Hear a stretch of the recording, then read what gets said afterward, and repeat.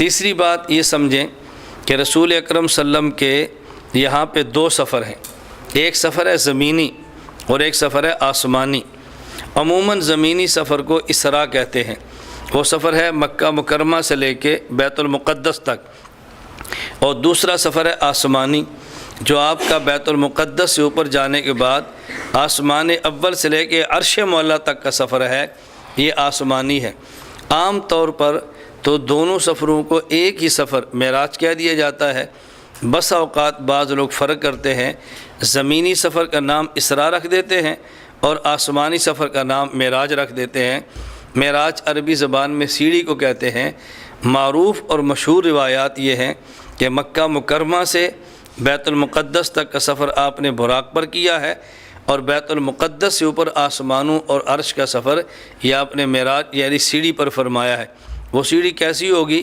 جس طرح براق کی تفصیلات ہم نہیں جانتے تو سیڑھی کی شان بھی ہم نہیں جانتے، نہ اس کی کیفیات سے واقف ہیں، اور چونکہ سیڑھی کو معراج کہتے ہیں عربی زبان میں، اس لیے سفر کا نام ہی سفر معراج رکھ دیا گیا ہے۔ بہرحال یہ نبی کریم صلی اللہ علیہ وسلم کے دو مبارک سفر تھے۔ رسول اللہ صلی اللہ علیہ وسلم کا جو زمینی سفر تھا مکہ مکرمہ سے لے کر مدینہ منورہ تک، درمیان میں کچھ چیزیں نبی کریم صلی اللہ علیہ وسلم نے ایسی دیکھی ہیں جس کا تعلق ہمارے اعمال کے ساتھ ہے، اور اس کو سمجھنا بے حد ضروری ہے۔ مثلا حضور اکرم صلی اللہ علیہ وسلم کا ایک ایسے شخص پہ گزر ہوا کہ جو نہر میں تیر رہا تھا اور پتھر کا لقمہ بنا بنا کے کھا رہا تھا۔ پوچھا یہ کون ہے؟ تو رسول اللہ صلی اللہ علیہ وسلم کو بتایا گیا یہ سود خور ہے، یہ سود کھانے والا ہے۔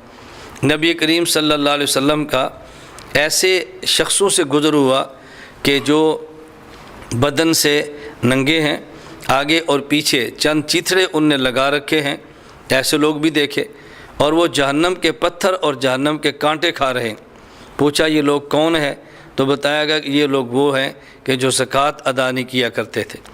ایسے اشخاص سے بھی گزر ہوا کہ جن کے پاس کچا اور سڑا ہوا گوشت بھی ہے اور ہنڈیا میں پکا ہوا گوشت بھی ہے، وہ پکا ہوا گوشت کھانے کی بجائے کچا اور سڑا ہوا گوشت کھاتے تھے۔ پوچھا یہ کون لوگ ہیں؟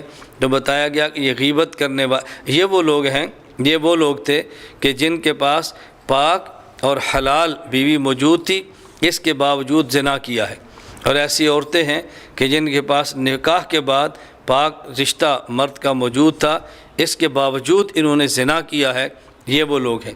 اور ایسے اشخاص کو بھی دیکھا، حدیث میں آتا ہے، اللہ ہم سب کی حفاظت فرمائے، کہ جن کو لوہے کی کینچیوں سے ان کی زبانیں اور ان کے ہونٹ کاٹے جا رہے ہیں۔ پوچھا یہ کون لوگ ہیں؟ فرمایا یہ واعظ اور خطباء ہیں کہ جو اپنے علم پر عمل نہیں کرتے تھے، تقریریں کرتے تھے لیکن اپنی تقریروں کے مطابق خود عمل نہیں کرتے تھے۔ بطور خاص اللہ ہم سب کی اس جرم سے حفاظت فرمائے کہ آدمی بیان کرے اور خود عمل نہ کرے، لوگوں کو دین سمجھائے خود دین پہ عمل نہ کرے، بہت بڑا جرم ہے۔ لیکن اس میں ایک نقطہ ذہن نشین فرما لیں، عموماً بعض لوگوں کو یہ غلط فہمی ہوتی ہے کہ جو شخص عمل نہیں کرتا وہ دین کی دعوت نہ دے، اور بطور دلیل کی آیت پیش کی جاتی ہے لما تقولون ما لا تفعلون، کہ تم وہ بات کیوں کہتے ہو جو تم کرتے نہیں، بطور دلیل کے پیش کرتے ہیں۔ حالانکہ یہ بات بالکل ٹھیک نہیں ہے۔ جو شخص دعوت دیتا ہے اس کو عمل بھی کرنا چاہیے، لیکن عمل نہ کر سکتا ہو تو دعوت پھر بھی دینی چاہیے۔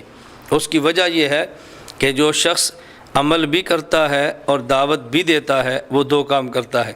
ہمارے ذمہ نیک اعمال کرنا بھی ہے اور نیک اعمال کی دعوت بھی ہے، دونوں کام کرتا ہے۔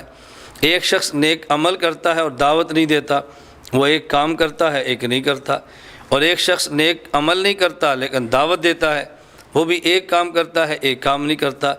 اس لیے سب سے اعلیٰ درجہ انسان نیک عمل بھی کرے اور دعوت بھی دے، لیکن اگر نیک عمل نہ کرے دعوت پھر بھی دے، اس کا معنی ہرگز یہ نہیں ہے کہ جو انسان نیک عمل نہ کرے وہ دعوت بھی نہ دے۔ لما تقولون ما لا تفعلون کا معنی یہ ہے کہ آپ جس نیک عمل کی دعوت دیتے ہو اس پر عمل بھی کرو، یہ نہیں کہ اگر نیک عمل نہیں کرتے تو دعوت بھی نہ دو۔ اگر انسان نیک عمل بھی نہ کرے اور دعوت بھی نہ دے وہ تو دو جرم کرتا ہے، اس سے وہ شخص بہتر ہے کہ جو نیک عمل نہیں کرتا لیکن نیک عمل کی دعوت دیتا ہے۔ بلکہ حکیم الامت مجدد الملت مولانا اشرف علی تھانوی نور اللہ مرقدہ بڑی عجیب بات فرماتے، حضرت تو بڑے ہیں، ایسی بات فرما دیتے، فرمایا کرتے کہ میں بسا اوقات اپنے اندر ایک کمی محسوس کرتا ہوں تو میں اسی پر بیان کر دیتا ہوں تاکہ اس بیان کرنے کی وجہ سے میری کمی دور ہو جائے۔ یہ حکیم الامت تھانوی فرماتے تھے، حضرت سمجھانا کیا چاہتے تھے، اگر اپنے اندر ایک چیز کی کمی ہے اس پر بیان کرو اور یہ نیت کرو کہ جب میں بیان کروں گا اللہ مجھے بھی اس پر عمل کی توفیق عطا فرما دیں گے۔ مثلا ایک آدمی تہجد نہیں پڑھتا، وہ چاہتا ہے کہ تہجد پڑھے، اس کا ایک حل یہ ہے کہ دوسروں کو تہجد کی ترغیب دے۔ خود اگر نہیں پڑھتا دوسروں کو ترغیب دیتا ہے تو اس کا ضمیر ملامت کرے گا، دوسروں کو دعوت دیتا ہے خود نہیں پڑھتا، اس ملامت کی وجہ سے خود بھی تہجد پڑھنا شروع کر دے گا۔ اب ایک تہجد پڑھتا نہیں ہے اور دعوت بھی نہیں دیتا تو اور سست ہو جائے گا۔ اگر نہیں پڑھتا دعوت دیتا ہے تو ممکن ہے اس کا دعوت دینا اس کے عمل کا سبب بن جائے۔ اس لیے ایسا کبھی بھی نہ کریں، اللہ توفیق عطا فرمائے تو نیک عمل بھی کریں اور نیک اعمال کی دعوت بھی دیں۔